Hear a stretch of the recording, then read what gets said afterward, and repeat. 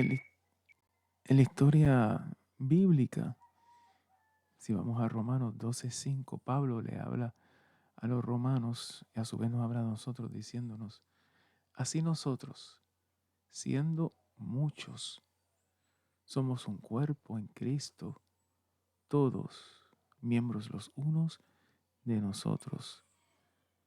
Pablo está aquí invocando a la unidad entre cada uno de nosotros, a pesar de que, como dice él, siendo muchos, y mientras más personas, más difícil es mantener la coerción, la unión unos con otros, porque tenemos diferentes caracteres, diferentes personalidades, diferentes pensamientos.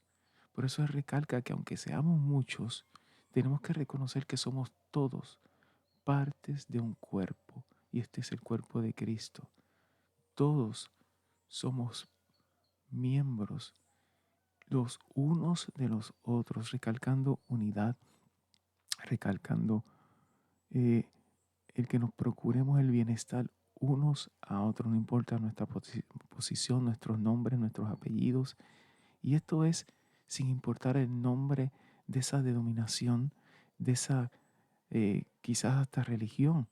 Simplemente si estamos, como dice la canción, detrás del Calvario, sea así, reconocemos a Jesucristo como el único dador de vida y Salvador, somos todos miembros del mismo cuerpo de Jesús. Por eso es que tenemos que estar siempre unidos. Pero ¿por qué es esto importante? Torre de Babel. Todos sabemos o recordamos el incidente descrito en la Biblia con la Torre de Babel, que fue la Torre de Babel. Lo que nos dejó saber es que no todo el tiempo, de hecho esto fue al principio de los tiempos, eh, había una constante lucha, entre comillas, de Dios con su pueblo por la falta de unidad, por la desobediencia. Había ocurrido el diluvio, los descendientes de Noé, pues volvieron a caer en desobediencia con Dios. Hay un historiador famoso que yo estudio mucho y muchos historiadores que mencionan el hecho, lo cual, lo cual da fe de que este hecho de Babel realmente ocurrió. Y en este caso en particular se habla de Nebrodes. Nebrodes era nieto de Cam, por lo tanto era bisnieto de Noé. Nebrodes era nada más y nada menos que el nombre de Nimrod. Nimrod fue el que inició todo esto de la Torre de Babel.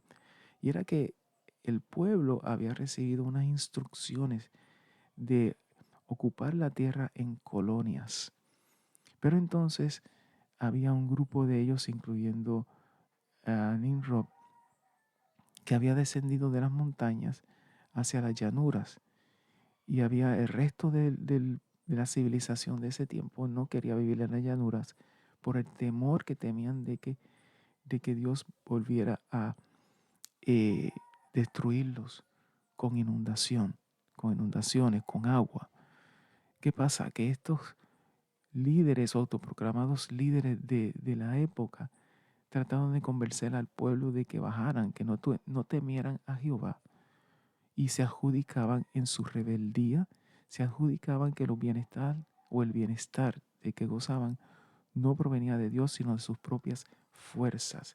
Y Nimrod era un poderoso cazador, un hombre que estaba en constante oposición a Jehová, y los historiadores hablan de que era un hombre fuerte, físicamente dominante, y quería él atribuirle su bienestar del pueblo de esa época a Dios, y se negaba a dividirse en colonias, porque él lo que le decía al pueblo era: si nos dividimos en colonias, este Dios lo que quiere es dominarnos, y se le hace muy fácil dominarlos o dominarnos.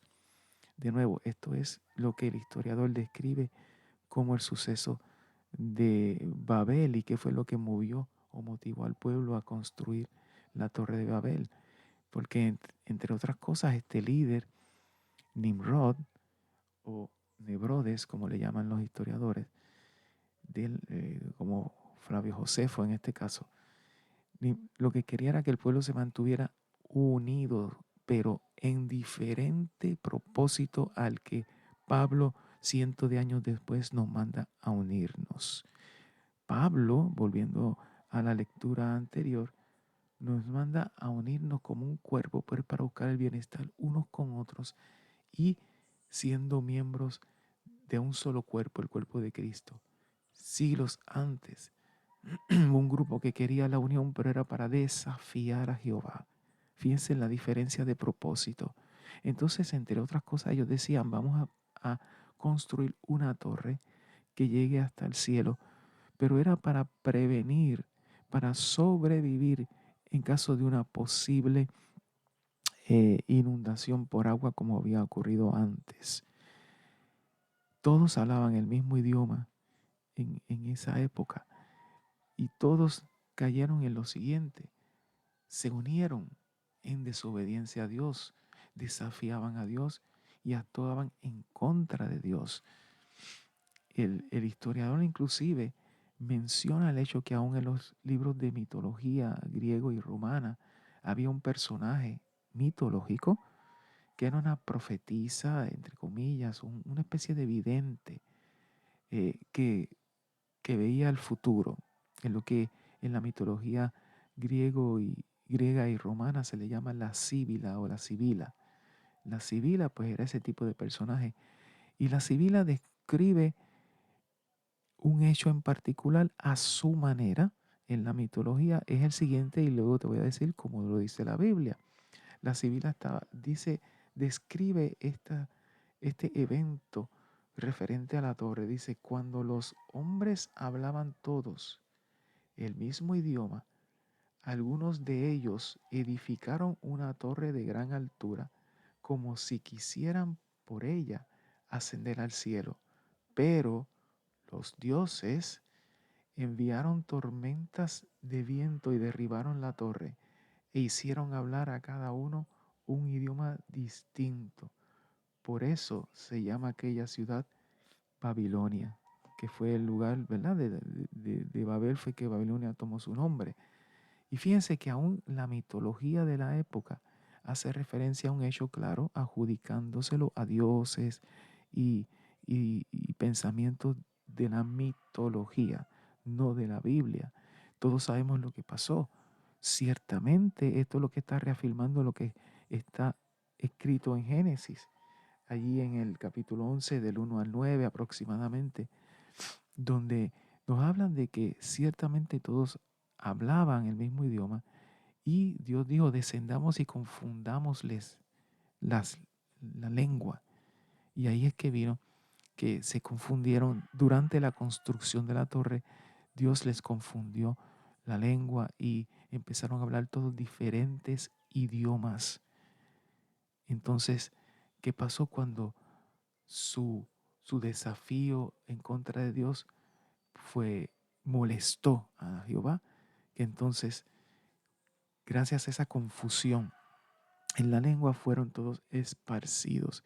Entonces todos se unieron en grupitos según hablaban el idioma, el mismo idioma, y así fue que se crearon los pueblos y las lenguas de la tierra, cientos, miles de años atrás, gracias a que Jehová tuvo que imponerse al desafío de los seres humanos que, motivados, liderados por un solo hombre, como era Nimrod, querían ir en contra de Dios, desafiándole. Entonces fueron esparcidos. Entonces, de esa manera se hace más fuerte la palabra que nos presenta de nuevo Pablo en Romanos, cuando nos dice, repetimos, así nosotros siendo muchos somos un cuerpo en Cristo, todos miembros los unos de los otros, invocando de esta manera a que debemos permanecer unidos. Debemos mantener, procurar la unidad entre nosotros. Sí, vamos a tener diferencias, sí, vamos a pensar diferente, vamos a actuar diferente, nos llamamos diferente. Como denominación, algunos se llaman pentecostales, bautistas, católicos, pero lo importante es que si Jesucristo es el centro de nuestra adoración, somos uno en el cuerpo de Cristo. Así que tenemos que evitar caer en estas situaciones que cayó ese pueblo, en desobediencia, en desafío, en contra de Dios, para que no seamos entonces esparcidos, sino que nos mantengamos en unión, porque algún día vamos a reunirnos todos en el cielo y seguiremos siendo uno en Cristo. Señor, gracias porque nos ayudas a reconocer aquellas cositas quizás que debemos quitar del camino, que nos están entorpeciendo para llevarnos bien unos con otros. No importa nuestro nombre, nuestra posición, nuestra denominación, sino que como miembros de tu cuerpo nos mantengamos siendo uno, Señor. Ayúdanos a rápidamente identificar detallitos que pudieran estar hiriéndonos como miembros de tu cuerpo, para que no seamos esparcidos, Señor, para que mantengamos nuestro pensar en ti, procurando unos a otros el bienestar y que siempre seamos un solo cuerpo, Señor. Ayúdanos a sobrepasar quizás heridas que hayamos tenido de injurias que pudiéramos haber sufrido de parte de un miembro del mismo cuerpo, Señor. Pero ayúdanos a aprender a perdonarnos unos a otros y a fortalecer nuestra unión para llegar hasta ti, todos como uno que somos, Señor, en ti. Gracias, Padre, por escucharnos en el nombre de Jesús.